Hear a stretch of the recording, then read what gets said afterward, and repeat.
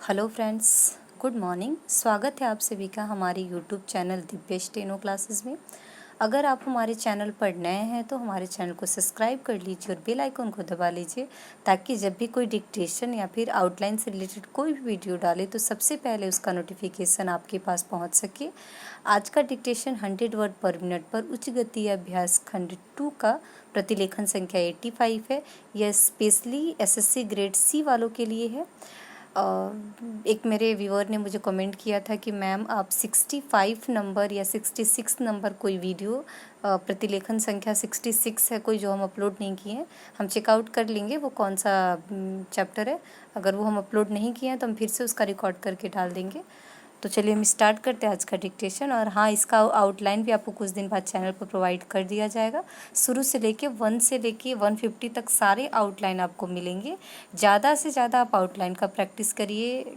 बहुत सारे लोग होते हैं जो एग्ज़ाम देते हैं, पीटी एग्ज़ाम में पास नहीं हो पाते हैं तो फिर से स्टेनो पढ़ना छोड़ देते हैं। आप छोड़ दीजिए स्टेनो पढ़ना, बट कम से कम एटलीस्ट आप एक डिक्टेशन लिखिए और उसको ट्रांसक्राइब करिए और ज़्यादा से ज़्यादा आउटलाइन की प्रैक्टिस करिए, क्योंकि ये आपको स्टेनो, आप उस समय टच में रहेंगे और वो आप भूल नहीं पाएंगे स्टेनो को। आप साथ साथ अपने पीटी का भी तैयारी करते रहिए, क्योंकि फिर तुरंत एग्ज़ाम पीटी का होने वाला है। तो आप उसके लिए तैयारी कीजिए। 100% आप उसमें दीजिए, बट हाँ 10% आप इस स्टेनो के लिए भी दीजिए। एटलीस्ट ज़्यादा नहीं आप कर सकते तो एक डिक्टेशन आप लिखिए और आउटलाइन का ज़्यादा से ज़्यादा प्रैक्टिस करिए। तो चलिए हम स्टार्ट करते हैं अपना डिक्टेशन।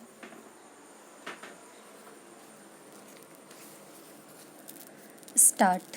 उपसभापति महोदय, आज का दिन केवल भारतवर्ष के लिए ही नहीं बल्कि सभी देशों के लिए एक बहुत ही शुभ दिन मानना चाहिए, क्योंकि आज ही के दिन महात्मा जी ने जन्म लिया था और यह हमारे देश का सौभाग्य था कि उनका जन्म इस देश में हुआ।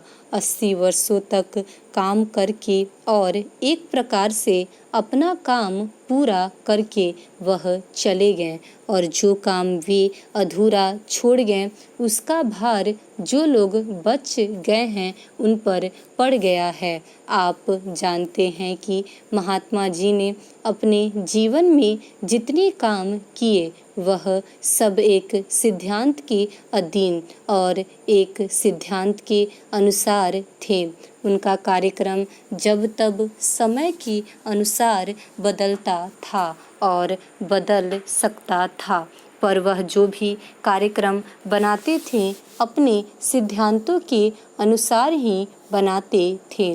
उनके चले जाने के बाद जब हम सभी बातों पर विचार करके देखते हैं तो ऐसा मालूम होता है कि उन्होंने मानव जीवन के और विशेषकर भारतवर्ष के लोगों के जीवन के किसी भी पहलू को अछूता नहीं छोड़ा और सभी विषयों पर केवल अपना मत ही प्रकट नहीं किया, बल्कि जो प्रश्न तथा समस्याएं सामने आई सभी को सुलझाने का कोई न कोई प्रयत्न उन्होंने बतलाया।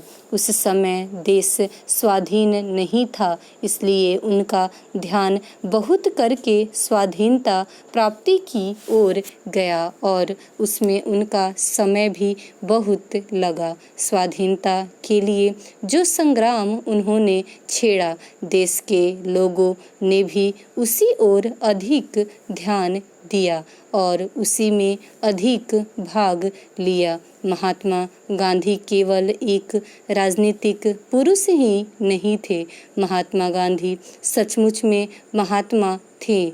और महात्मा का अर्थ आप यह समझे कि जिसकी अंतरात्मा सभी बातों को समझती है, जीवन की किसी एक बात को लेकर ही नहीं बल्कि व्यक्ति सभी बातों का हल बताता है और अपने जीवन में उसको कार्य रूप में परिणत करके दिखलाता है, वही महात्मा होता है। इसलिए आज जब महात्मा जी नहीं रहे और जब हमको किसी प्रश्न पर सोचना पड़ता है तो हमें वह चीज़ ध्यान में रखनी चाहिए। हम उनके सिद्धांतों के अनुसार जो कार्यक्रम बना रहे हैं वह उनकी दृष्टि से ठीक उतरता है या नहीं। आज हम सबको एक बात मान लेनी पड़ेगी कि जब से हमने स्वराज्य प्राप्त किया और उसके थोड़े ही दिनों बाद महात्मा जी चले गए तो हमारे ऊपर कई प्रकार की विपत्तियां आईं। हमारे सामने नित्य नए नए प्रश्न और नई नई समस्याएं आती रहीं और हम अपनी बुद्धि के अनुसार उनका हल निकालते रहें। पर हमको यह भी मानना होगा कि हम उस प्रकार का व्यापक विचार नहीं कर सकते जितना महात्मा जी किया करते थे। हम लोग किसी एक चीज़ को लेकर उसमें बह जाते हैं कि वही एक चीज़ है जिसको महात्मा जी चाहते थे और इसी कारण लोग गांधी जी के साथ रहे हैं। स्टॉप।